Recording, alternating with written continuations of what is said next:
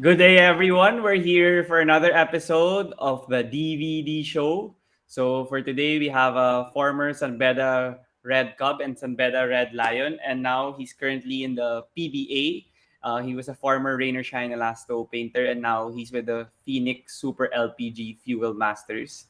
And I'll now welcome here on the DVD show, Javee Mocon. Thank you for joining me here on the podcast. Hi guys. Hi bro. Thanks for having me. Yeah, appreciate you joining. And to start things off, gusto ko nang ikaw kamustahin. Like, alam ko ngayon as of this recording, nakakasampung laro na kayo. So, dalawa na lang bago mag-playoffs. And I think you're in a good track naman to make it. And you said nga you had practice earlier today. And kamusta naman yung buhay mo on and off the court?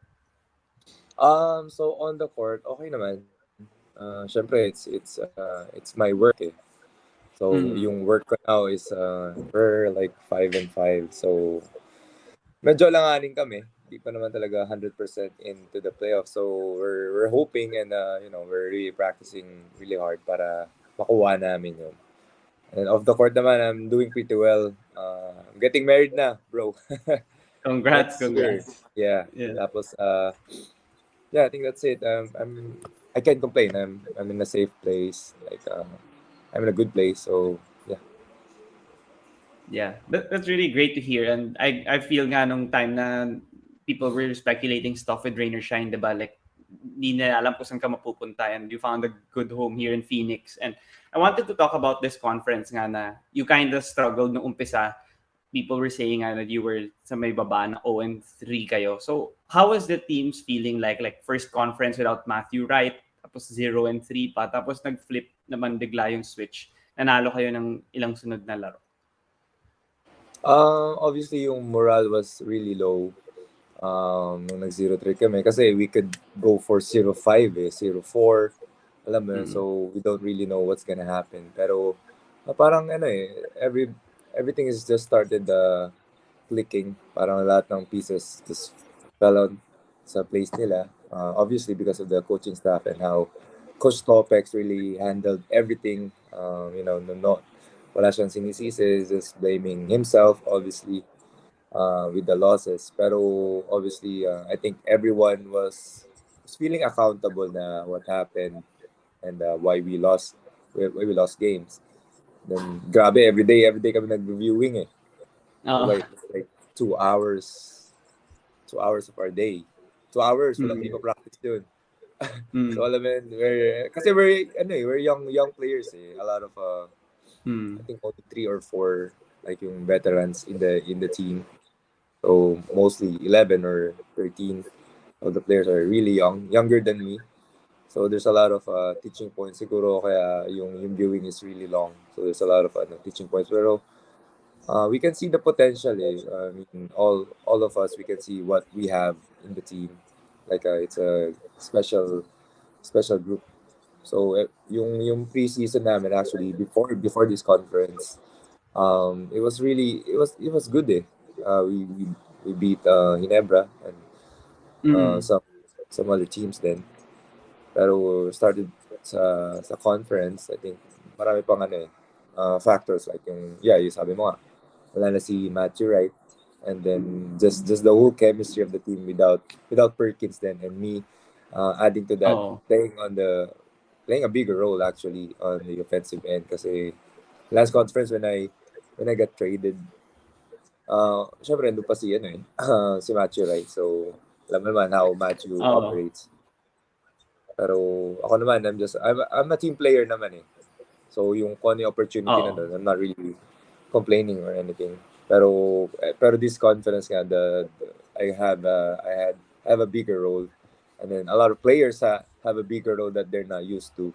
I think yun yung malaking Mm. factors eh. Pero once we got our reps, yung mga experience with the first Oo. 3 games, I think it went pretty well after. Mm. Yeah, you mentioned nga na yung mga players and yung mga teammates mo ay mga bata pa sa PBA. Like, siguro yung napapanood ko sila halos lahat nung sa UAAP pa and NCAA compared to like, yun nga, ibang teams na like Ginebra na madaming veterans. So, ikaw, ano yung masasabi mong advantages nga and disadvantages na playing with a kind of team na full of youth? Like, even in Rain or Shine, ganun yung naging style nyo? Like, masaya ba siya? Like, now, kasi, like, kunwari, yung Converge, di ba? Konti lang din yung veterans nila and they're also doing well like you guys. So, anong masasabi mo ng disadvantages and advantages? Kasi for us, lalo na sa Phoenix, parang we choose our own environment. Parang how we gonna like run the team. So like everyone, not only me, just like the coaches, lahat. So yung sinasabi mo like syempre pag bata ka, you're much hungrier. Yan, nagpusap. You're much Oo. hungrier, a lot of energy for sure, pero sometimes a bit wild. Pero yun naman yung experience on alam mo na, yung mga veterans. Pero it's parang exciting eh. Kasi Oo. obviously wala pa kami sa peak namin, and there's a Mm. lot of people that parang a chip on their shoulder, prove something here in the league to themselves. So yun, parang exciting na saan pa kami pwede pumunta? Ano pa ang pwede Oo. namin gawin?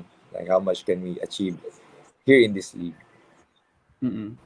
Oh, yung team nyo nga for sure may mga talented players nga like yung mga rookies 'di ba sila Tyler and sila Encho. Merong mga games na sila yung key cog, sila yung leading scorer and nag-player of the week pa nga ata sila 'di ba? Pero ikaw since you're one of the even if you're young player pa in the PBA, ikaw na yung isa sa mga top scorers sa Phoenix. So parang automatic na rin ba yun na kailangan maging leader ka rin off the court, on and off the court even if you're just a younger player since nga kulang kayo sa veterans. Oh naman, I always try to be a leader. I always like parang kiniklaim ko siya. Like I want to be, Mm. one of those leaders of the team. Kahit na, alam mo, kahit close yung age namin, not really that kuya pa sa kanila, like sila RJ Azul, uh, Mm. Pascual. Pero I Mm. wanna be someone that they look up to na when they need help, when they need something. Parang I think, I gotten their respect. Mm. I think that's yung most important is yung respect. Kasi if you're not respected, you're a leader pero wala kang, followers. So yung Mm. respect nila, talagang I had to earn it. I had to earn it talaga. Parang last Oo. conference pa. So Mm. slowly, parang building that trust. Like it's a two-way street eh. So I Mm. trust them to make the best decision out of like every play in the game. So for me, they trust me to do the same thing and make them Mm. accountable din. So I think yun nga, yung leadership is, I am a leader of this team kasi, yun nga, aside from scoring and, aside all those stats, I think I established myself to be, one of those leaders. Yeah, I agree with that nga. I see it on the court pag napapanood ko yung games nyo eh. Pero yun nga, sinabi mo na kailangan mo pa rin mag-develop and to be better at your leadership like along with the game that you show on a daily basis. So with the playoffs approaching and hopefully nga makapasok kayo and matagal ka pa naman sa PBA, ano yung mga leadership traits or qualities na tingin mo yung mga pinaka-importante na doon ka talaga magfo-focus? Lalo na dito tayo sa Phoenix na team. Alam mo, bro, may fear of public speaking. Okay. So, Ah, parang every time na magsasalita ako, like even in the huddle, like, oo. parang nagba-blackout ako, or hindi naman nagba-blackout, or parang hindi ko na-address yung gusto ko i-message sa kanila the proper Oo. way. So parang Okay. now, eventually na-overcome ko na siya. Mm. Kasi hindi talaga ako masalita ever Yeah. since college or sa rain or shine pa. Pero now, like, slowly, working on it. Talagang a lot of, I think it's part of our culture, part of the environment that we're going out of our comfort zone. Hindi lang, alam mo, nakabox kami. We really, lalo na yung coaches, they really want us to grow, to make mistakes, to learn from it, and be a Mm. better person, a better basketball player. Mm. Pero yeah, yung leadership is more like, being vocal and just be commanding. Kasi yung Oo. ibang leader na, alam mo yun, leader na parang you say this, pero Mm. papasok, lalabas lang sa Oo. kabilang. Pero when you're commanding, yung trust, yung loyalty nandun sa mga bata or sa mga teammates mo, Mm. uh, lahat ng sasabihin mo, they will really listen to you. So I think yun yung path na papunta ako. Mm. And yun nga, pinag-usapan mo na yung pagiging commanding and yung pagiging leader. And talagang pag post-season, feeling ko kailangan na yun, lalo na pag yung mga ibang teams like, naman pag Ginebra, TNT, like sila LA Tenorio, sila Jason Castro, like these are the times when they play a lot of minutes na. Kasi pag elimination round, di ba, alam mo naman na hindi pa sila ganun ka tagal na naglalaro. And the veterans step up at that juncture na. Pero kayo nga, since you're still finding your way here in the PBA, ano yung mga points of emphasis na or ano yung mga gusto mong makita sa sarili mo at saka sa team mo entering the postseason when the matches talaga are high pressured na? It's gonna be parang first experience ng mga kasi ang dami rookies. Mga sinabi mong players like yung mga player of the week or player of the game, Encho, Tyler, I think it's gonna be their first time. If ever, Mm. hopefully going to the playoffs. Pero it's Oo. gonna be syempre exciting for them. So yung gusto ko makita from us is yung maturity as a player and how they handle pressure, Mm. kasi dyan lumalos yung magagaling na players how they handle pressure. Syempre Mm. they're very young. So sometimes yung pero I believe naman na kakain nila kasi when you see them play, parang walang pressure The play of Mm. the game, hitting those big shots. So I think parang I mean it's just basketball pa rin At the end of the day, Mm. alam mo yun, parang if you make mistakes, parang it's just basketball Parang wala Yeah. namang mangyayari after the game. Pero Oo. yeah, I guess overall is their maturity on how they kasi it's pressure pack if you're going to the playoffs. So yun. Yeah.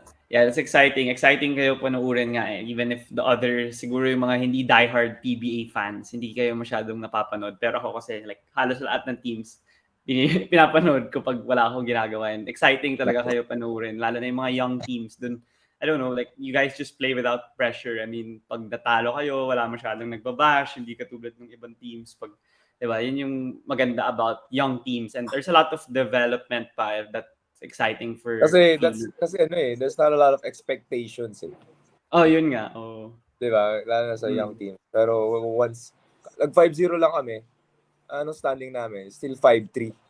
Hindi pa Mm. kami pasok. Pero alam mo yun, the hype, everything comes with it. Kasi nga, Mm. nobody expected us to be, alam mo yun, to go for a 5-0 run. Pero that's Yeah, what, yeah. that's the beauty of being here in this team.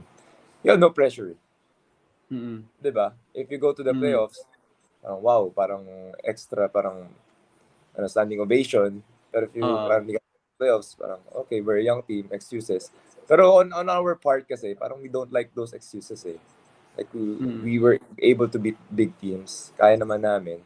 So yung Mm. excuses na bata pa kami ganyan, parang that's just parang scapegoat lang The Oo. reality is, if we lose games, we did not play Oo. well. We did not do our job. So yeah. Mm. Yeah, for sure, for sure. Exciting 'yan. Pero gusto ko naman pag-usapan si Coach Topex na mention mo na siya kanina kasi naalala ko lang 'di ba nung naglalaro ka sa college, kalaban mo siya dahil Lyceum siya yung head coach nila CJ Perez, nila MJ Ayaay. Pero ngayon, head coach mo na siya. So ano yung nagustuhan mo sa kanya talaga instantly sa coaching style niya and ano yung talagang yung kunwari nung kalaban mo siya hindi mo pa masyadong nakikita pero ngayon na na coach mo na siya talagang you really see it na ganun pala si Coach Topex na I enjoy being his player. Siguro yung like his principles in life, his values talagang tinatry niya. Like he's very parang madiin siya para Mm. i-share namin or parang ipasok niya sa system sa training namin the whole team lang.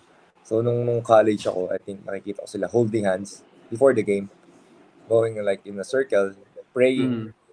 Oo. every game, ganun sila. And then parang nairig ko pa yung like the one of the Marcelino tweets sabi na sa akin. Before pre-game tatanungin ka ni Coach Lopez, what was one thing na parang naging happy ka today? Like Oo. whatever, like one positive thought. Masarap food Mm. mo, masarap gising mo. So yun lang to just get your mind parang very positive. And that's what yung hindi ko alam kay Coach Mm. Lopez na very it's very ano parang positive. Mm. So optimistic siya at the same time, parang realistic din siya. Alam mo, Mm. hindi siya going around the bushes and kukukingin ka. And he's Oo. gonna tell you if something is wrong. Pero at Mm. the same time, he's gonna be pushing you to be Mm. better. Yung Yeah. positive talaga na kaya yung work environment namin sa Phoenix, super ganda. Wala akong masabi. Like I've never been a part of. Actually, hindi pa naman teams ko na naging part. Pero it's, one of first time ko ma-experience yun na and just the atmosphere or of coming to work, coming to practice Mm. every day na magaan yung loob mo. Na Mm. you love your job, you love, kasi sometimes, especially here in this league, if like 0-3 ka na, bigat na yan. Mm. Going into practice, parang you're dragging your feet Oo. going to practice kasi ang bigat eh. And then, Oo. makikita mo yung mga coaches, yung mga ibang teammates mo talagang malungkot. Kasi nga, well, Mm. sino ba di ba malungkot? Pero here, it's just, parang that growth mindset, that on to the next one mindset na whatever happens. Just keep Mm. growing and learn. Just keep learning pa rin. So yun, I think the biggest takeaway for me is yung just the work environment sa kanya is very very important health wise and just on and off the court. I think it's yun yung ano niya eh, very like much important pa than basketball. So yun yung pinakamaganda. Oo, grabe ngayon ko lang narinig yun na sinabi yung ginagawa ni Coach Topek sa Lyceum, and it's a great indication din na sometimes yung coaching hindi lang yung X's and O's or hindi lang yung 'pag nagco-coach ka sa sahig, like yung mga ginagawa mo rin sa labas ng court, how to like yun nga, motivate and inspire your players. Hindi Oo, nakikita sa oo. camera yun, and Para talagang kang yun para yung kang manager eh. Para kang supervisor. You handle a lot of employees. Well, technically you handle a lot of employees talaga eh. It's just a matter of mm, pushing them. If you're gonna be, what kind of leader are you gonna be? Parang dictator ka ba? You're gonna be one of those team player, mm. part of one of those players, one of those leaders na alam mo, nakikisama sa team. I think Coach Topek is, handle us pretty well. Mm, for sure. And I think siya nga yung perfect coach din sa kind of players that he has. Syempre kasi 'di ba minsan 'pag ito yung players mo pero hindi fit yung coach, hindi maganda yung output or yung record ng team. Pero here I think perfect siya in a young team, and sobrang hyper nga siya pag nagko-coach, 'di ba? Kahit lamang, kahit natatalo, like talagang Oo, intense siya eh. that's Intense very siya. Oo, Oh, tama. pero gusto ko lang tanungin nga, since yung Phoenix, 'di ba, they had a team before with sila Matthew Wright, Justin Chua, even Al Abueva was there. Pero nga there were other things happening na hindi nga nila na control, na trade na yung mga players, and hindi na sila nakapag finals or championship kasi hanggang semis nakaabot sila nung bubble. Pero with this batch of Phoenix players na doing well, what do you think is the key for you guys to continue nga to grow? Since sabi mo growth mindset kanina, na bata pa nga kayo, so madami pa kayong mga taon na nasa PBA, sana nga, hopefully, na together as a team. So what's key for you guys to be a legitimate contender for this year, next year, and the following years? Actually, ang dami eh. Kung tatanungin mo ako, like a lot of Hmm. siguro still establishing roles. I think it's one of for me, the biggest factors for us to, going to the next level.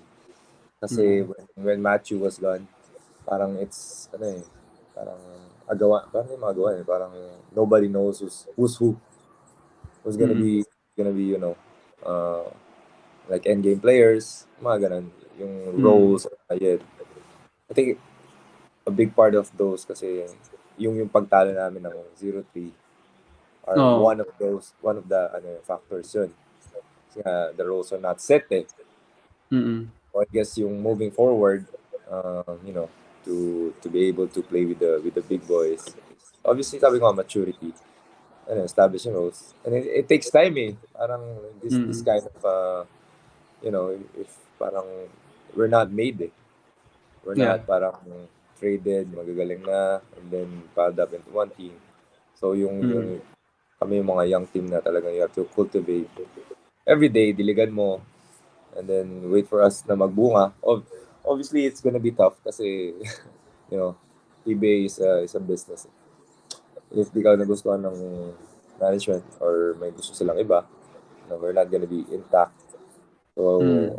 um, man, it's tough kasi, yun nga, di ba? If you're a young team, pero for us, it's just, just chop wood, carry water. Sabi nga, Oo. just do it every day. Do your work every day, and then consistently, and then eventually, you'll be a better team. Mm. Yeah, sana nga na gumaling kayo and yung team na 'to bigyan ng time na maging successful muna or, give it some time na hindi yung ibang mga teams kahit sa NBA na ilang taon pa lang, ilang buwan pa lang biglang maghihiwalay na kaagad, eh. Kasi Oh, yeah, sana kasi nakakausap ko din sila Tyler and sila Encho and masaya na rin sila with sa mga nangyayari sa Phoenix, eh. So, yeah, hopefully, yun nga, maging maganda yung kalabasan rin ng core ng team na 'to. Pero for the next part of the interview, tinatanong ko yung mga guests ko about their childhood and upbringing kasi yun yung mga magandang pag-usapan sa podcast compared to yung mga regular interviews nyo, eh. So, yeah, yeah, pwede mo true. rin, pwede mo ikwento yan dito sa podcast kung saan ka ba lumaki, ano ba yung mga una mong hilig nung bata ka, like basketball na ba or meron ka bang mga ibang ginawa nung bago ka nag-basketball? So, kamusta naman yung childhood mo? Childhood ko growing up, we're not really well off eh. So, Mm. okay lang na kain naman 3 times a day. Pero Mm. alam mo, hindi yung mga luho namin wala. So everything, pero we're ano, roof above our heads. Mm. I have 4 siblings, so 5 kami in the family. And then yeah, we're a big family kasi kapampangan ako. So Mm. alam mo yan, yung kapampangan, maingay sa bahay. Yeah. Pero yeah, Oo. growing up, I think basketball na talaga yung is yung kasi brother ko, my oldest brother plays basketball. Actually, everyone, my dad plays basketball. My sister plays basketball, the youngest. 4 boys kami. Mm. So, kami 4 boys. Actually, growing up, binubuli pa nila ako kasi youngest sa boys eh. Ako yung fourth eh. Okay. So, binubuli nila ako kasi lampa ako Oo. noon ng bata. Oo. Lampa, payat, pero Mm. hindi pa ako matangkad. So, ayaw nila ako sali sa games. Oo. Tapos iiyak ako nung punta ko kay mama. Sumbong. Pero I think yun yung nagsimula nung yung fire to compete. Kasi sa Mm. bahay, if you're 4 brothers, grabe Mm. yan. Yung competition nyo. Paunahan kumain. Sino na Mm. maliligo. Alam mo yung ganun. Mm. Kaninong damit yan. Mga ganong bagay. So Mm. yung competition started sa bahay namin. And then eventually, I studied sa San Benildo, Antipolo. Oh, okay. So, Yeah. dun ako lumaki, high school to college. And then, no one really recruited me. Um, kasi may time sa life ko na parang wala na kami money. So, Mm. sabi ko, we were playing sa British School of Manila, mga ano lang, mga like small leagues. And then, Mm. like may mga coaches na lumalapit sa akin, parang, you wanna play sa UE, I think FEU one time. Sabi ko, yeah, sure po, message. Like, no one really initiated Oo. na punta, like, message ako, etc. Pero they, nagka-idea ako na, baka pwede ko gawin tong, alam mo yun, para makatulong sa family. And I did that the next summer. So, we started, Mm. walk-in trials lang ako eh. Mm. San Beda, FEU, Ateneo, Lasal. And then, yeah, eventually, napunta ako sa San Beda. So wala namang regrets. So I was under Coach Brick. We won multiple championships din sa San Beda. So San Beda, I mean college, high school and college. So I'm very grateful. Pero and then nung napunta ako sa draft, PBA. Actually, bro, naalala ko kanina, tinatanong ko ni Coach Willie Wilson. Oo. Sabi niya, who is better? Mark Kagiwa or Willie Miller? Wala akong idea. Okay. Kasi di naman I'm not a fan of I, I'm not a fan of PBA talaga Okay, before. okay. So Oo. wala I have no idea who's Mm. playing. Wala ako talaga idea. Nung Mm. high school nga ako, before ako mag-tryout, sabi sa akin ng isang tao, forgot. Sabi niya, gusto mo maglaro sa juniors? Sabi, anong juniors? So ganun kalala. Na wala akong Mm. idea sa basketball world. Na I'm Mm. just playing because, I love playing. Hobby Mm. lang talaga. And then from there, parang, nakapasok na ako sa basketball world. Eventually, natutunan ko yung makadawat ko matutunan as a player sa PBA and just everywhere. PBA and Mm. NBA, I have no idea before. And then, Mm. nung nag-PBA ako, it was really tough kasi I was playing the big man eh. The big man. Oo, yun, yeah. Tapos slowly transition sa wing. Pero, yeah, wala naman.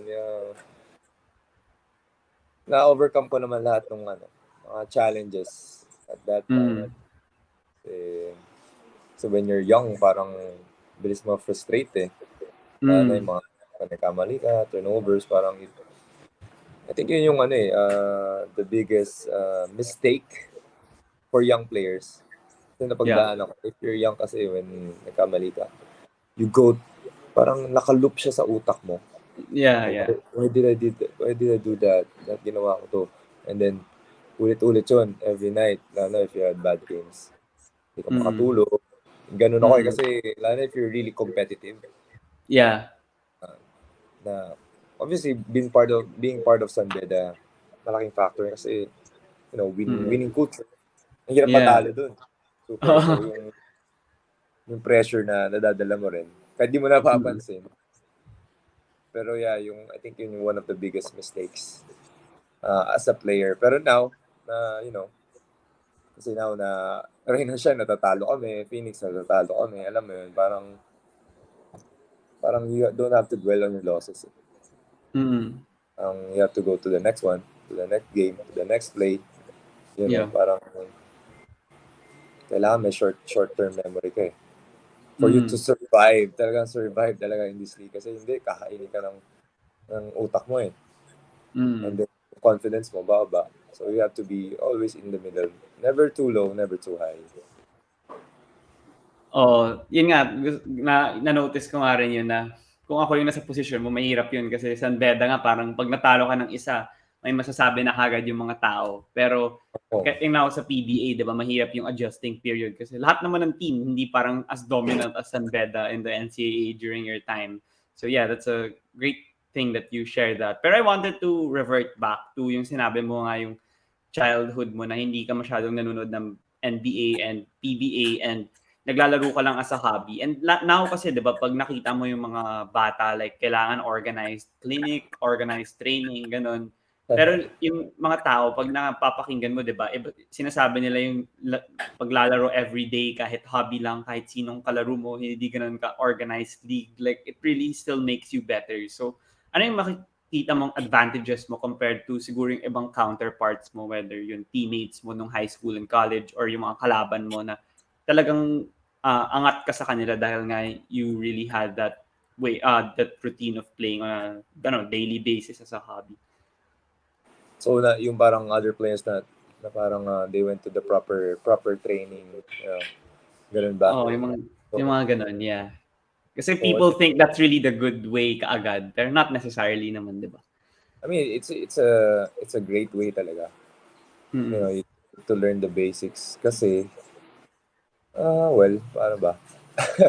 Advantage ko is siguro yung just playing with a lot of different kinds of people and Mm. learning to wag maging malambot.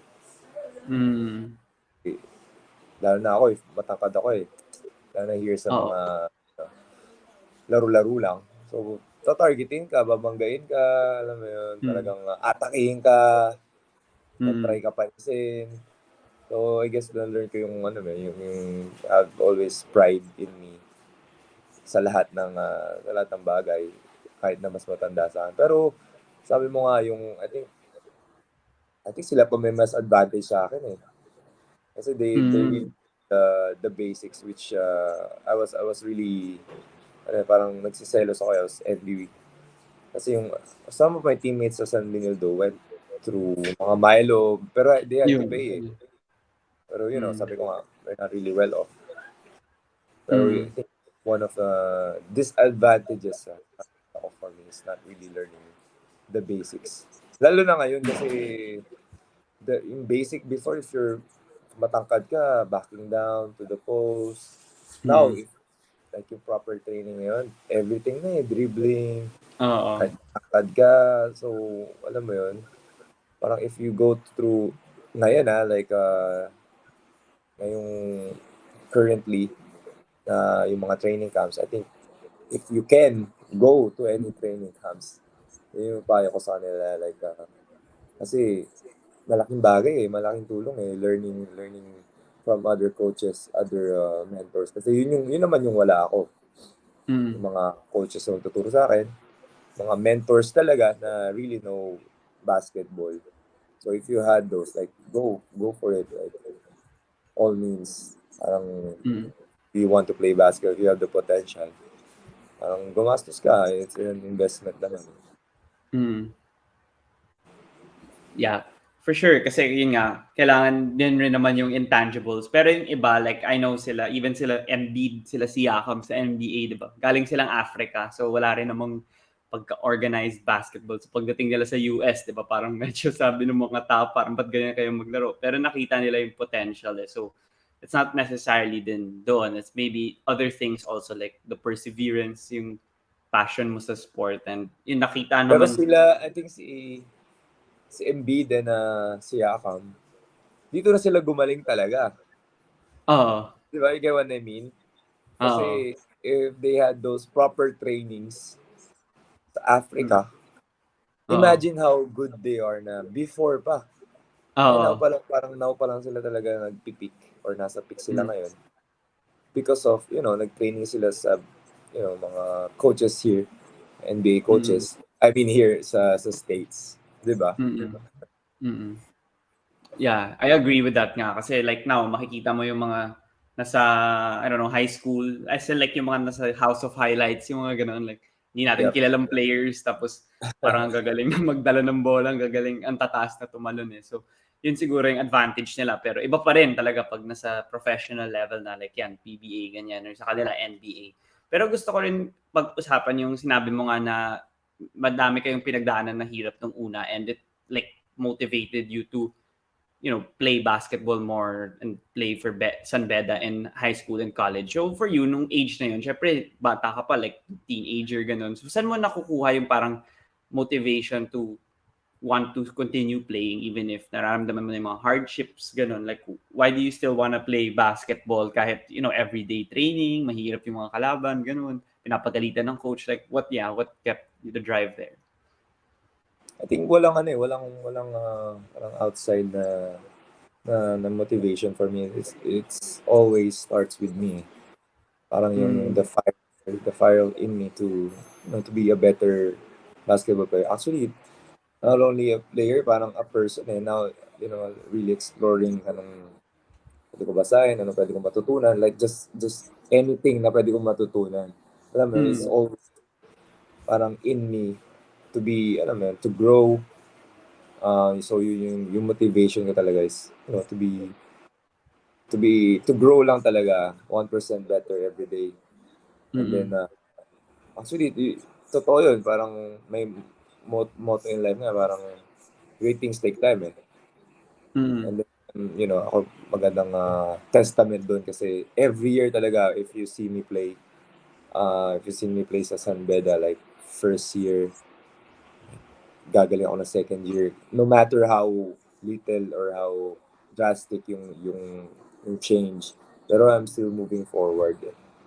And then, mm, or even just 2 years ago, last year, and then up to this year, yung growth mm. ko talaga is always parang constant, moving Oo. forward. And I always strive to be parang to be on that trajectory. Mm. Yeah, talking about nga yung growth, syempre malaki yung step up from high school to college, kahit naging San Beda ka pa din for college. And syempre nga, since you were doing well at the high school level, did you actually consider other schools pa for college or medyo set in stone ka na for San Beda? And to add to that din, ano yung biggest changes nga that you needed to do with your game or maybe with your routine off the court? And syempre yung mga mama na yung mga kalaban mo nung college. And sa high school, I bet you could admit din naman na kaya pag skillful ka talagang you're gonna win talaga about the others. That's sa college more of may system na and there's other good players na din. Siguro yung biggest change, siguro, I think, una pala yung other teams that try to Mm. recruit me is NU.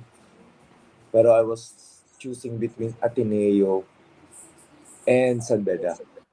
Oh, So, okay. one of those two teams. Kasi, pero at that time, yun yung time nila Arvin Tolentino, Clint Yeah. Doliges, Jerry Mm. Pingoy, everyone.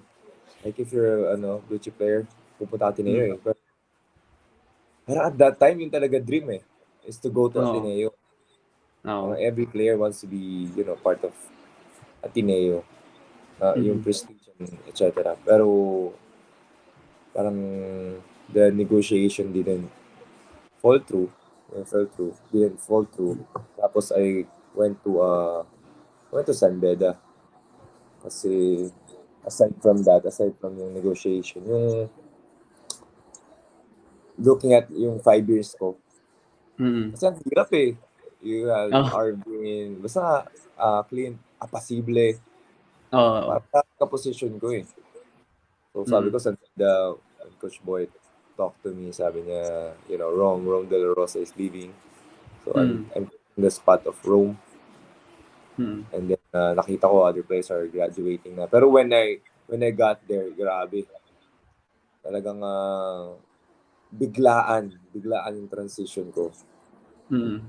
And then I played the wing position agad. Hindi pa ako marunong mag-dribble. I can't even dribble sa left hand ko full court. Mm. Kahit layup, di ako marunong. Ganun kawala yung basics ko as a Mm. player. Talagang left hand pass. Everything with my left hand, wala. Even Mm. shooting three-pointers, wala. Mm. Okay. Pero tapos I was guarding pa nila Anthony Semerad, yung mga Semerad team.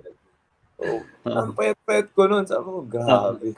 Talagang yun yung lowest part of my career yun. Na Mm. parang talagang confidence. And then from MVP, I was the MVP sa NCAA.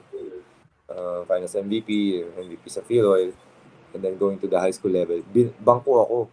So, Mm. imagine, like yung utak ko nun, parang how it's going.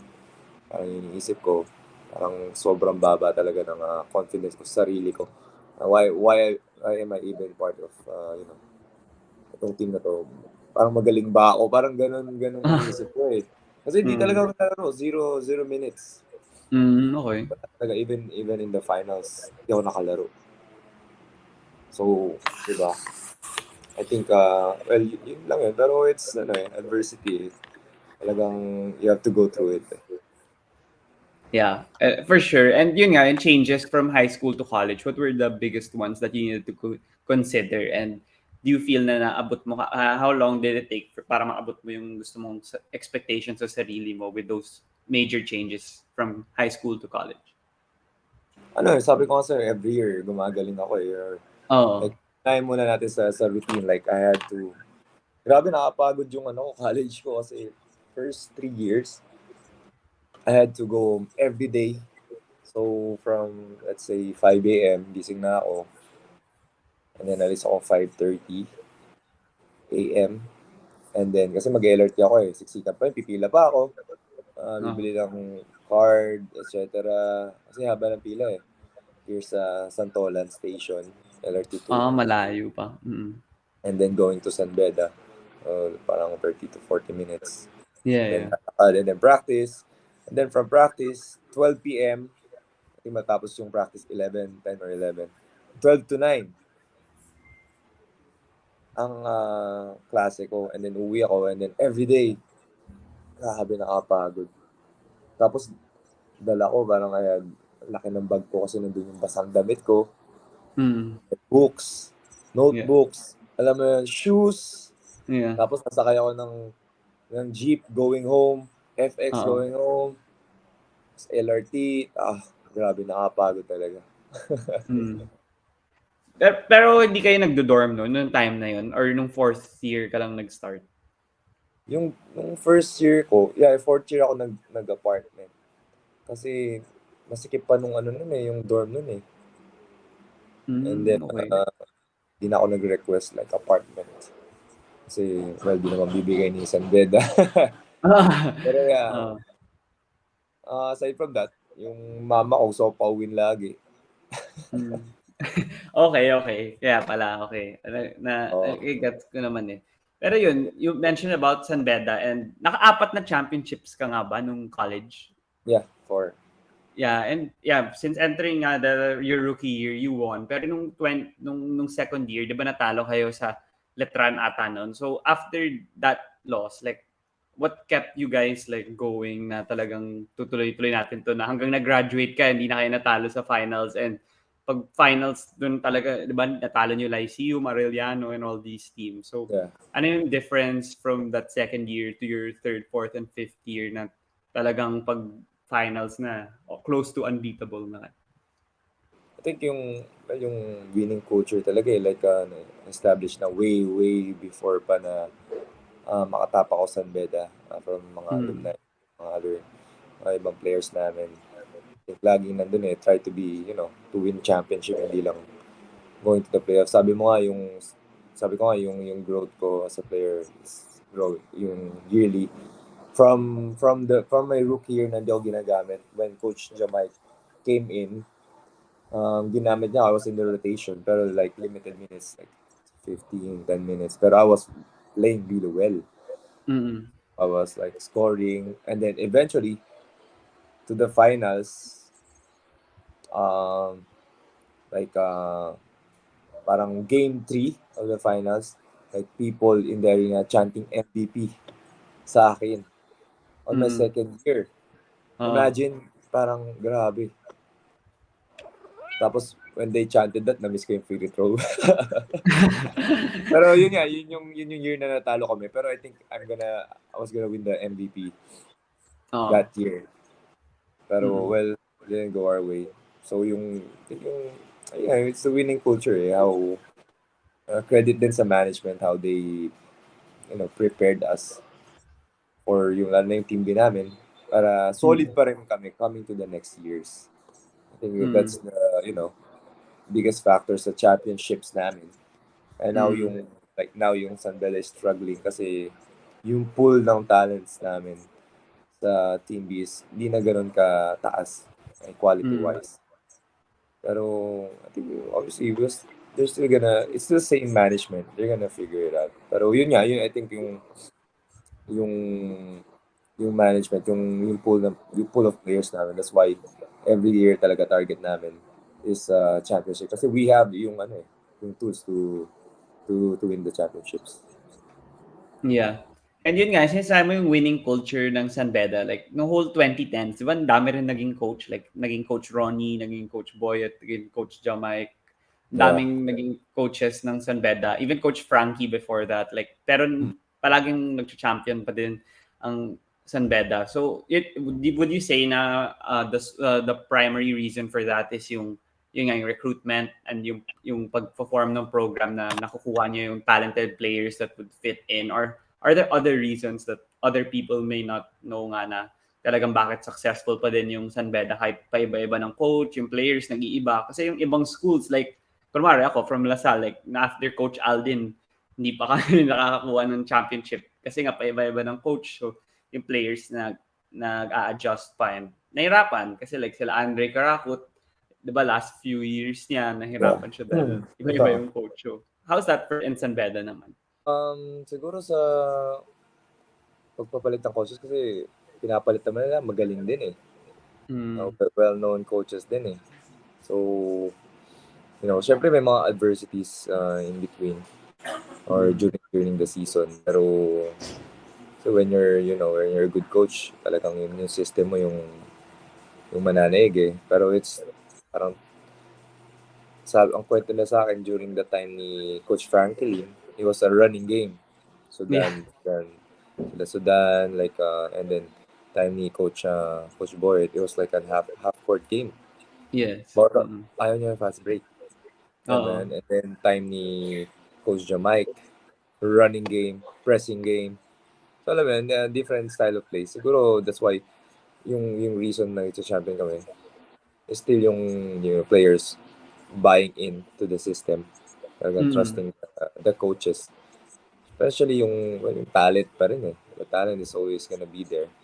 So if you have talent, whatever system you run, eventually, lalo na pag magagaling yan, like matatalino, um, makukuha nila yung system mo and it goes to winning championships. Mm. Pero yun nga, that's really great na that the players are buy-in right away kasi nga the other schools, kahit sinong coach ko nila, minsan nahihirapan ka agad. And minsan naman, pag nakuha nila tong Pero coach it's na to, always not parang everyone, it's not everyone's cup of tea. Siyempre, may mga players oh, that get left out, oh, even feeling, alam mo yun, like sometimes feeling ko itong player na to magaling pero hindi siya pasok sa system ng itong coach na to. So alam mo, everyone's just not, parang may players talaga who's gonna be left out. Some players are gonna grow. Alam mo, especially like when Bolick transferred from Lasal, yeah, talagang pasok siya sa system ni Coach Jamaic. yeah, And for then, sure. mas lalo siyang pasok sa system ni Coach Boyet. Alam mo yun? Pero Mm. sa other players naman, nawala sa rotation, nawala sa lineup. Alam mo, yeah. Mm. Yeah, I agree nga with that. Pero with the numerous championships you won with San Beda nga, syempre people would say like, I'm not sure if you have like a favorite championship among the four. Pero since nga people could say nga na, syempre championship pa rin yun, mahirap magka-favorite. Kung wala ka namang favorite talaga, what would you say are the differentiating factors among the four championships na pag matanda ka na ganun, pag sinabi yung championship na to, yun yung una mong maaalala? Una ko maalala na championship, syempre yung last year ko. Mm. Kasi last year ko, doon ako nag-MVP. Ah, that's okay, gonna, okay. Siyempre, oo. oh, yeah, that's gonna Mm. be, the sweetest. Pero, obviously, every championship is special. Yung first one ko is not very special kasi nasa bench lang ako. Third Mm. one was really something. Kasi it Mm. was the time when Donald Tankua got injured. Yeah, And oo. parang, kasi Donald was averaging 16 and 12 Mm. Malakas siya, first, eh, oo. first 6 games. So, Mm. really dominating. Talagang first 6 games, panalo kami. With Donald Mm. Tankua. When, na-injured siya na ACL. Ben Adamos stepped in. Arnold Mm. Noah stepped in. Alam mo yun, parang very talagang special siya in that way. Mm. Kasi everybody just chipped in, everybody stepped up to Mm. fill Donald's shoes. And then the next one, it was Bolik's year eh. Grabe si Bolik nun eh. Yun ba yung Kasi Lyceum? yeah, I see you. Mm. Mm. He hit those mga big Yes. shots at Yeah. the end. Pero I think Donald won the MVP there. Bolik never really won MVPs. I think he won Mm. 60 league. Mm. Pero Bolik is team player siya eh. Alam mo, when he scored the 50 points, Oh, yun, uh, oo. ano pa yun? I think there's, parang 3 minutes left on the clock or 4? Mm. I think 3. Nagpasab na siya. Tambak na yun, eh, 'di ba? Oh, pero he could have gotten 60, alam mo yun. Oo. Pero, I'm not sure if he's a team player. Gusto lang niya 50. Oo. Diba? Oo. Pero, Mm. yeah, I think, it talks a lot about him, subbing out. Para, alam mo yun. Kasi, aside from winning, it's just one game eh. For him. He always wants the bigger goal to win championships. And then yung last year ko, with my seniors, sila Bolik, Mm. Stonko, Presbytero, a lot of yung mga seniors, sabay-sabay kami. Like from my first year to my fifth year, talagang it was really special kasi having to go through everything na nagsama kami, good and bad. I Mm. mean, winning that last championship, leaving a legacy sa San Mm. Beda is always something that we dreamt about. Yeah. Ang lakas nga nun, yung team nyo. And yeah, syempre, nasa forefront kayo ni Bolick nun and ni Tangkwa. And gusto ko nga pag-usapan si Bolick since now, like in Northport, si Prince Ibe, yung import nila, parang it was reported na he So, wanted to import o come. symbolic? Ayun na nga, yun nga yung joke eh. Pero di ba si Ibe, bumalik siya dito kasi gusto niya maging kakampi si Bolick sa Northport. So like everyone knows na he's a really great teammate. Like people enjoy playing with him.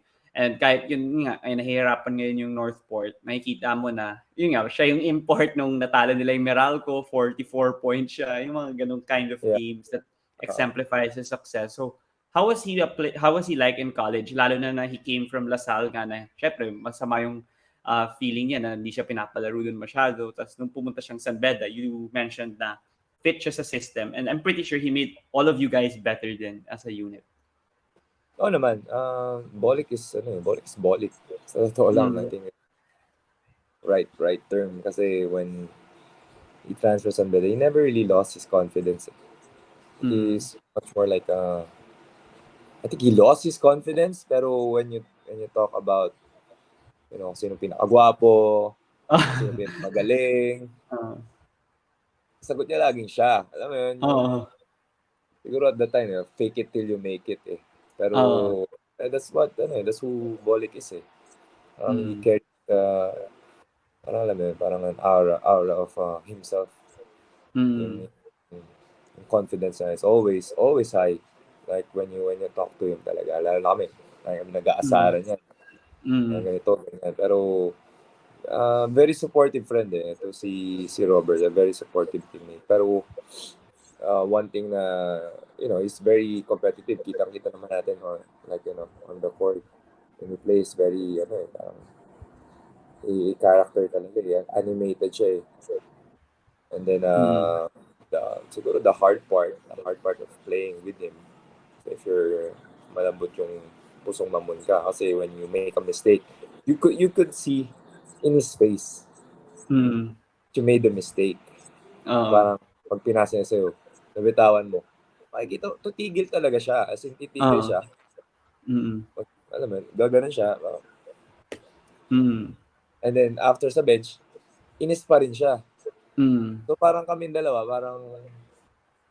parang good cup, bad cup. Ako naman, di, okay lang yan. Oo. Ganun, di, okay lang yan. Kasi Bolick talagang, alam mo Mm. yun, very mainit talaga. Pero after the game, wala naman yun. Just, Mm. spirit of competition. Pero, yeah, that's Bolick is eh. Pero always supportive, especially here sa nung nag-PBA kami. When I'm having bad games.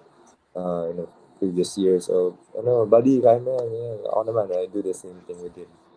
Mm. Yeah, that's a great na talagang close pa din kayo. Nga na ako kahit nasa pros kayo and iba yung team nyo. And yun nga, sa San Beda, sa on-court lang talaga kayo intense. Pero pag off-court, talagang close friends kayo. Pero I wanted to also ask you na, since nung nag-graduate ka nga, you mentioned about it kanina, na yung next batch sila, Calvin Oftana, sila Evan, Nelly. So, ikaw, as like, yun nga, sa senior and as a leader, how did you like pass the torch to them? Like sa Evan, sila Calvin, na talagang ang lakas pa din ng San Beda nun. And then what do you think they should do? Like now na medyo hindi sila ganun ka-dominant. Like there's like schools like CSB and Letran. Like ano yung tingin mong pwede pa nilang ayusin? Like what you guys did. And since yung seniors, whoever your seniors were, like sila Rome, Del Rosa, ganun, they were able to pass it on to you, you pass it on to the next batch. Like, what do you think they could do in order to continue the success now that they're in a roadblock?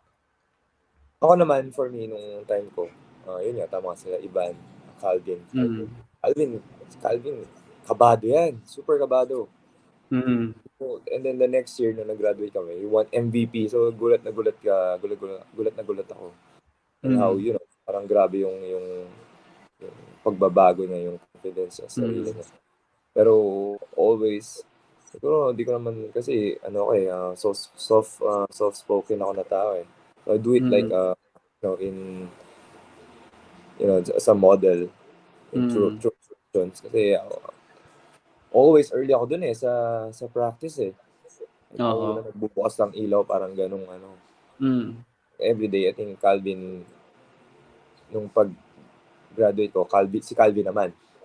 Mm. Siya naman, alam mo yun, and then I think, I don't know now kung sino naman ganun kasi nag-pandemic din eh. Mm. Pero now, hirap kasi wala talagang senior sa kanya. I think Ralph Penuela is a senior there and Mm. yeah, James Quecote. James Quecote was Yeah. under he was my rookie on my senior Mm. year. But I guess through yung nakikita nila, how they see us, play the game. Siguro na, naki-carry over nila yun. Yung what we experience, they experience through, looking through learning. And then Mm. this year naman, ang hirap kasi daming factors eh. There's Mm. pandemic, there's yung, alam mo yun, parang nag-stop yung growth nila. Yung Yeah. experiences, which is very important as young players. Yun yung Mm. nawala, yung reps ng games, how you gonna do this, how you gonna learn. Yun yung nawala sa kanila eh. Parang it's all about Mm. practice, practice, practice lang eh. Pero you really learn through you really grow through games, mga Yeah. experiences. Pero now, I think, kasi nanalo sila kanina against Letran. Oo nga, So nanalo. di ba, that's a good thing. Mm. Pero they're slowly, finding out within themselves, which is good. Kasi Mm. parang hindi mo na kailangan makisali kasi we're not in the circle anymore eh. You can Mm. only see, the outer part. Pero once you're Mm. inside, you don't really know what's going on. Or, Yeah. casual viewer ka lang. Or even just me, na alam mo yun, naging part ng San Beda. I'm always here just to support them as a kuya na, as an alumni. Pero, if you're, parang same kami eh. Parang, I mean, a young team din, Phoenix. Mm. Parang lagay mo lang kami sa collegiate team. Parang it's the same eh. You Yeah. just have to figure it out by yourselves, by your teammates. Always be positive and block out the noises. Mm. That's great. And yeah, that's why nga San Beda has been a testament to like this success. And before you know it, magiging top tier team na ulit yan sa NCAA pag nakuha na nila For yung mga sure. magagaling na high school players or internal development with the players they have now. Pero yeah, transitioning to the pros for you, you already mentioned that you were drafted by Rainer Shine 6th overall. And I wanted to ask, ano yung mga draft day stories mo? Like, ano yung naging routine mo nung araw na yun? Ano yung pakiramdam nung natawag na yung pangalan mo? Ano yung expectations mo entering that day? Like, how was the whole process like nung entering draft day? Entering draft day. Grabe, parang ano eh. Kasi, before the draft day, syempre may mga mock draft, diba? I was up Oo. there. And then, there's only one team na tinawag ako, na pinabalik ako, which is Meralco. Ah, I okay. went to Meralco twice. Mm. So, yun lang. Parang, I'm one of those top tier players na papadraft. Mm.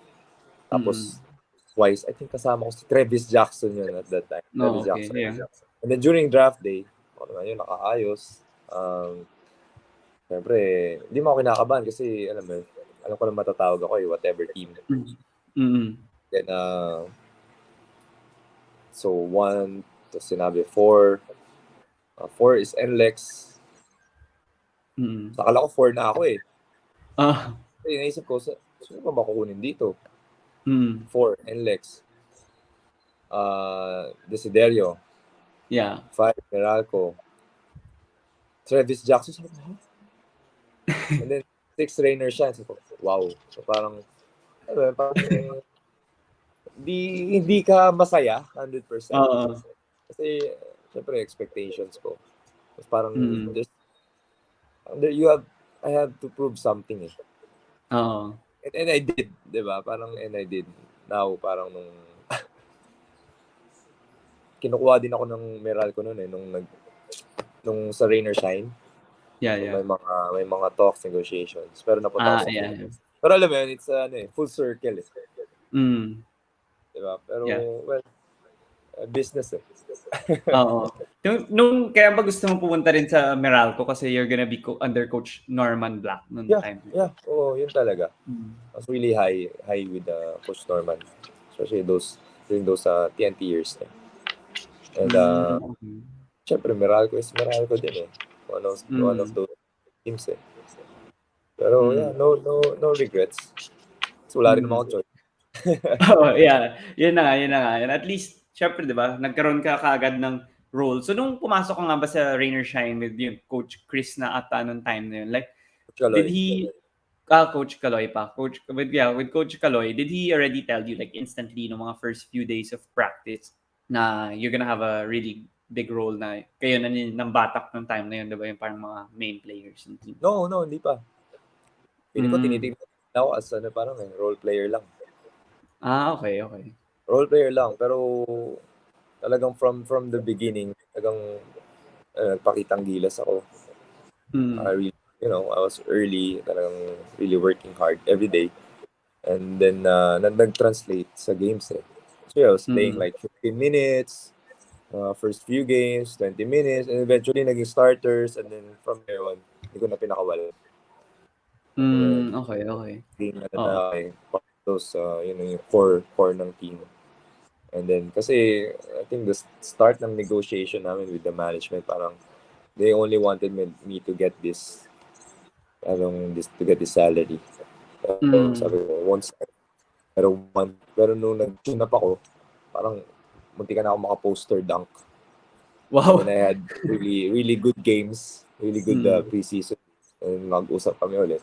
Binigay nila yung binigay nila yung gusto ko. Oo. Siguro Mm. from there, nakita nila yung potential ko. Yung, alam mo Okay, yun, okay. Mm. ano pa kaya kong gawin. Oo.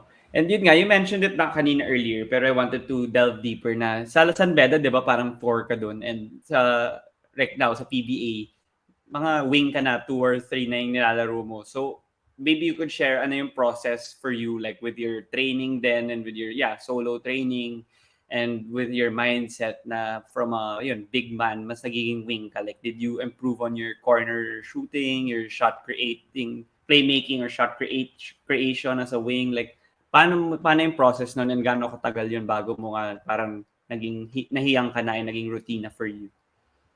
So yung fourth, kasi there's 5 years in the collegiate year, di ba? Collegiate playing Mm. years mo. Well, on my fourth year, talagang, yun na, from there, pinagandaan ko na. I was Mm. watching mga guards, Chris Paul, yung PBA, Alex Cabagnot, like watching Mm. live, watching mga film sessions, talagang just picking yung mga small details and how they use the screen, yung mga, Yeah. I was really not, hindi naman talaga ako flashy player eh. Yeah, yeah, Just yeah. parang mga like system player din na, picking my spots. So I think Mm. so dun ako nag-invest kasi on how my style of play. And syempre big advantage yun. I was playing the big kasi well, if you're a big wing, big guard, Pinopostehan mo. oo, 'di ba? So that's plus factor Mm. for me. Pero yeah, nung fourth year ko talagang I was practicing ball screens. Talagang Mm. kukulit ko si Coach Boyet at the time. Coach Boyet, na coach, laro mo ako 3 please, Ah, kahit off-season. So nilaro niya ako 3 off-season. Talagang okay. ang dami kong talagang turnovers noon. Pero Wow, wala okay, okay. sila sa akin. Talagang well, frustrated. Pero okay lang kasi I had to go through that eh. Mm. Grabe, grabe. Turnover, nakakatapak ng bola sa paa. Um, left with the board lang. Alam mo, yung mga Mm. floaters. Mm. Basta sobrang daming na pinagdaanan talaga as a player. And then on my fifth year, yun na, parang eventually natututunan ko na. Pero on my fifth year naman, yung how to how to play, yung cerebral part of the game. Na not only kasi when I got in sa PBA, instinctive player lang ako eh. Like Mm. I'll drive, fake ako, o drive ako right without even thinking na may na maglaterals to sa right niya. Alam mo yung mga ganong Mm, factors. Or itong mm, player na to, malambot, kaya ko poste yan. Or itong play mm, nila-run nila, or itong style of play ng coach na to. Alam mo, mm, who we gonna trap, and saan ako pwede mag-cheat, saan ako pwede patira. Yung mga ganong bagay. Talagang yeah. I had to learn that through, may PBA na. Mm, Siyempre, hanggang sila, well, Gabe Norwood, Bo Belga, really yung yeah. mga nag-guide sa akin. James Yap, Yeah. especially Coach Kaloy, Mm, really high praise sa akin at the same time. Talagang hinahayaan niya ako to make mistakes, which is malaking bagay, as a player yeah. not looking over your shoulders. Mm. Yeah, it's a great campaign for you. Like yan, your rookie season nga, nakatulong na kaagad yan na hindi ko alam na naglalaro ka ng small forward nung off-season sa San Beda Oh, tapos bago pag ka nag... season na, yung NCAA Oo. na, di na ako pinalaro ni Coach Boyet. Ganun pala yun, ganun pala yun. Kasi Oo. baka At kailangan least, kanya sa at 4. least na-try Wala ko. siyang, Yeah. yeah, wala siyang ibang player na may ilagay doon At na, saka I nainis don't na know. siya eh. Okay.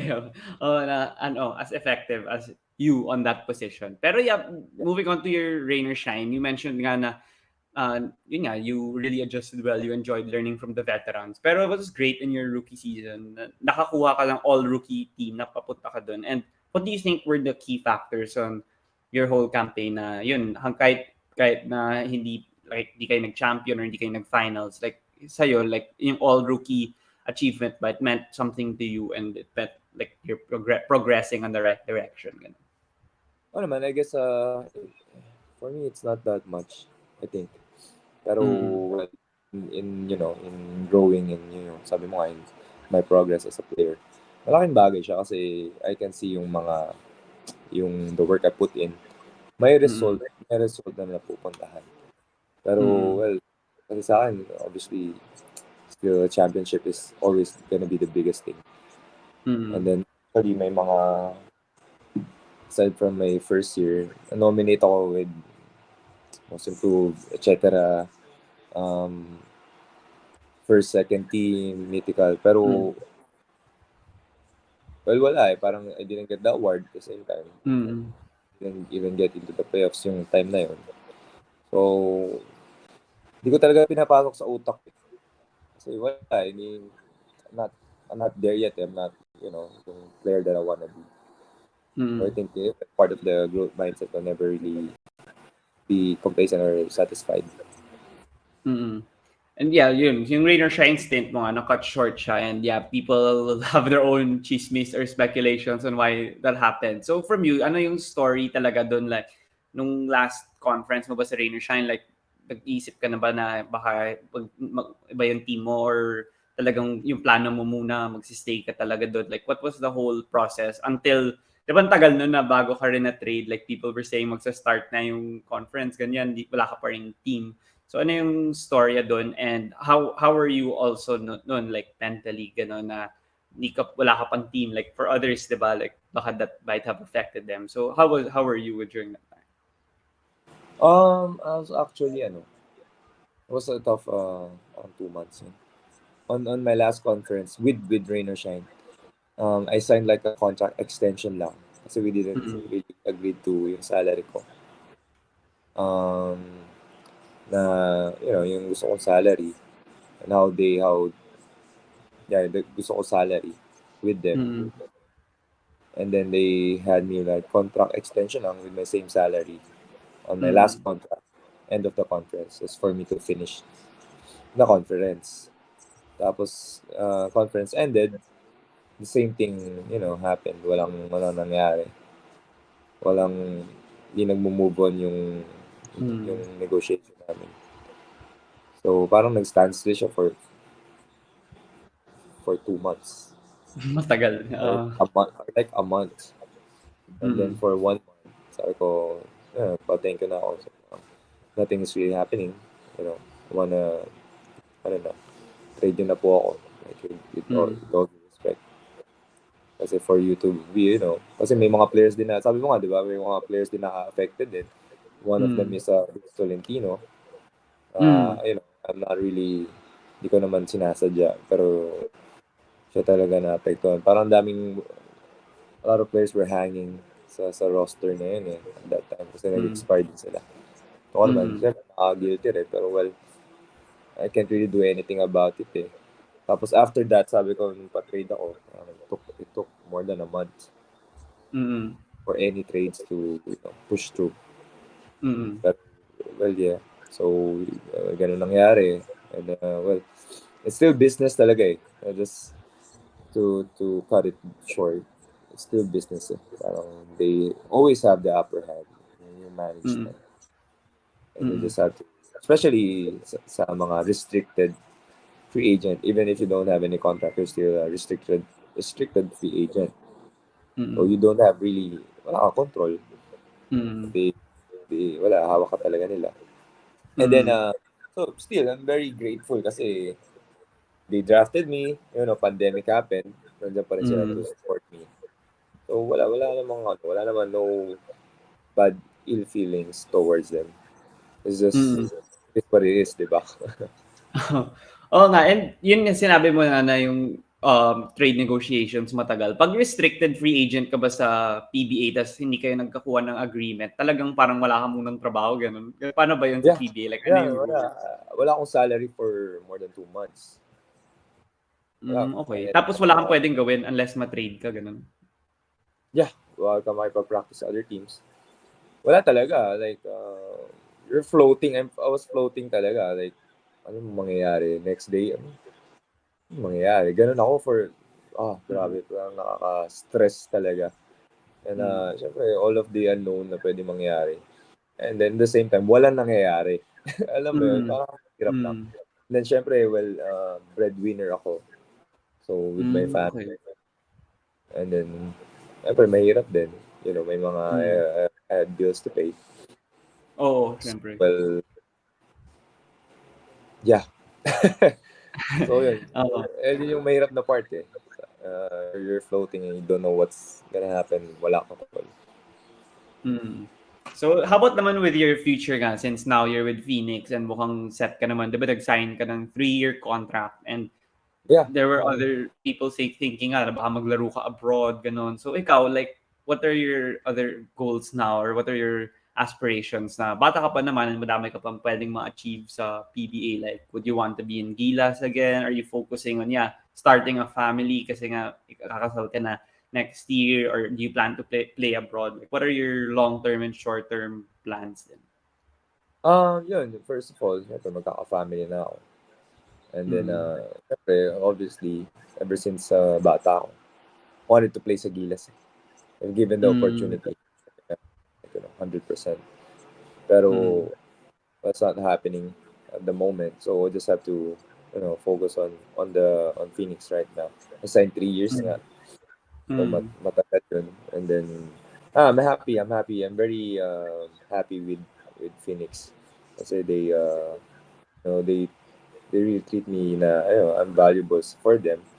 Talagang Mm. inalagaan nila ako, which is yung, my health. Like, if I had to sit out sa practices.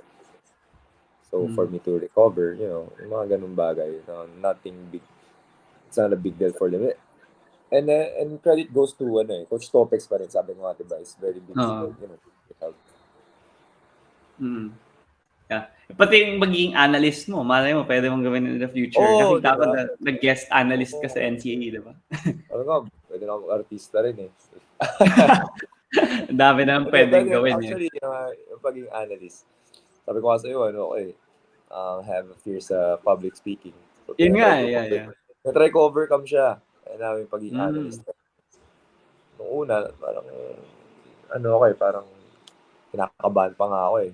You gotta say the right words, with Oo. the right intonation. Oo, Pero, bawal masaya magmura. kasi mag-analyst.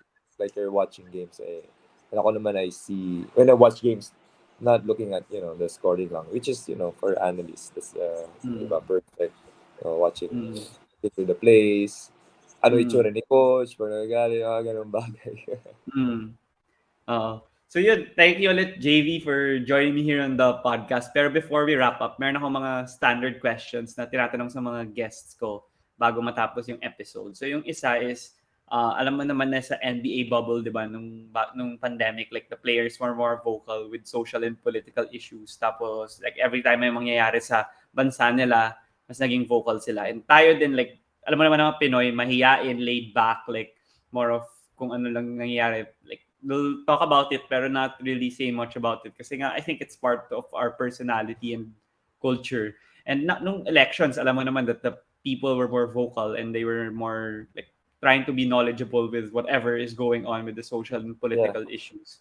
Pero Mm. for you as an athlete then, and yun, as a person who has a platform, like, ano yung sa tingin mo yung athletes ba? Like, mas pwede ba sila maging vocal with terms of social and political issues? Ano yung mga effect ng athletes? Kasi nga, yun, madaming following, pwede kayo mag-educate ng mga tao. Like, what's your opinion on that?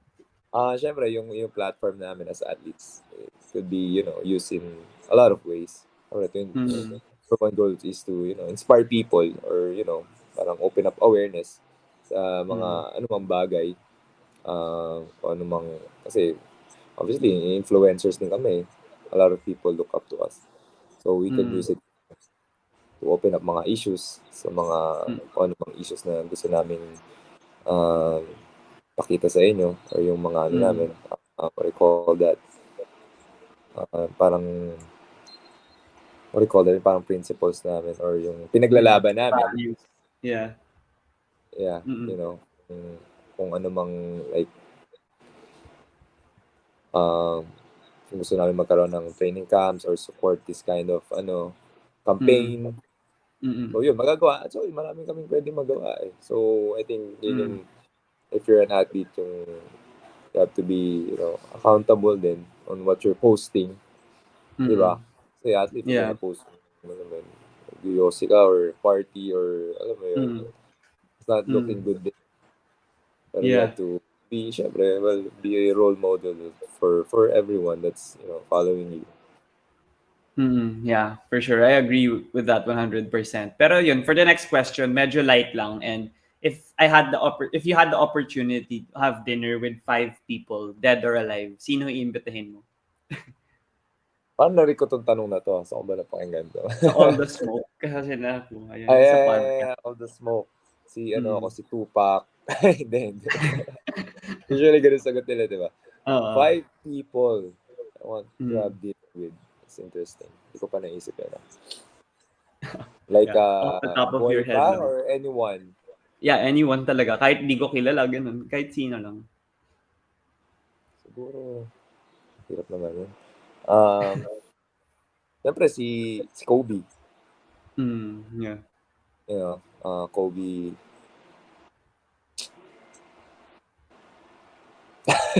Hindi ko pa napaisipan. Teka. Kahit Uh, sino, like sino pinanonood mo sa Netflix or sino yung mga favorite actors mo, local, abroad, ganun. Anne Hathaway. Pwede Okay, natin okay. makausap. Mm, Actually, Steve Harvey. mm. It's good din. Anne Hathaway, Steve Harvey, Kobe. Dalawa Um, pa. Gusto ko here sa Philippines eh. I'm thinking here sa Philippines. Very Sino? influential. Jose Rizal. Yun yung mga sagot ng iba eh. Si Rizal. Pwede. Andres Bonifacio. Okay. Diba? Something. Si Juan Luna. Yun. Yeah, okay na yun. 5 na. 5 na yun. 5. 5 na yun. So yeah, Yeah. that's a great list. Pero for the final question naman, alam mo naman na iniimbita ko lang lahat ng mga athletes and mga sports personalities through social media, like message or in-email ko lang kayo. So, sino yung mga masasuggest mo na magandang may storya or magandang makipagkwentuhan? Kahit hindi basketball player, kahit anong sports. Pero yeah, basketball yung main ko kasi na pinanonood talaga. So, sino yung mga masasuggest mo pwede kong ma-interview din sa podcast? Um, nakausap ko si James Blanco recently. Yeah, he had like a pretty interesting story din. He played basketball din, ah. James Mm. Blanco sa One More Chance. Like an actor. So Actor. that, Okay, yeah. Okay, yeah, yeah. that would be good kasi very humble din eh. Tsaka, tinan ko siya how he translated sa acting. Ganda ng Hmm, story niya. Yung magugulat ka. okey. Uh, Kakaiba yun. Teammates ko, Encho Serrano or Tyler Tio, that would be good.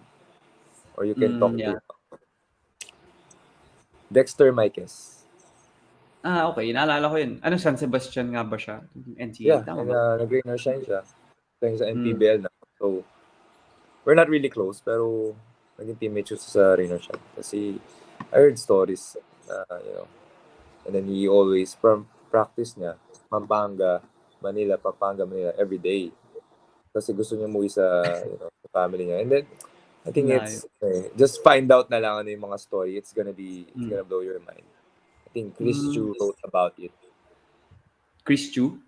Yeah, Chris Chu wrote Ah, about it. Not sure anong article. Pero he wrote about it, I'm pretty sure. okey, okey. So Yeah, yeah, that's a hmm, sorry. I think yung magandang interview mo. Yeah, yun. Na-interview ko sila Tyler and sila Encho before. Okay, nice. Yeah. Mabuti nga nakuha ko rin sila and yan, kaya rin naisip kita kasi nga Phoenix is doing well and siyempre lahat Oo. ng PBA players na papanood ko so naiisip ko na mag-guest and yeah, thank you ulit sa pag-join sa podcast and yeah, thank you sa mga shinare mo. Marami rin akong natutunan na bago. And do you have any final message naman? Thank you lang bro. Thank you for having me. Good Mm, luck. Good luck sa show mo. Sana, mag-grow pa. Get more mm, audience para makita yung, other side ng mga players which is always maganda rin naman. Hindi lang yung mm, basketball. Uh, you know, mm, I'm praying na, mag-grow pa to and marami pang mm. mag-subscribe para Yeah. syempre kumita ka rin.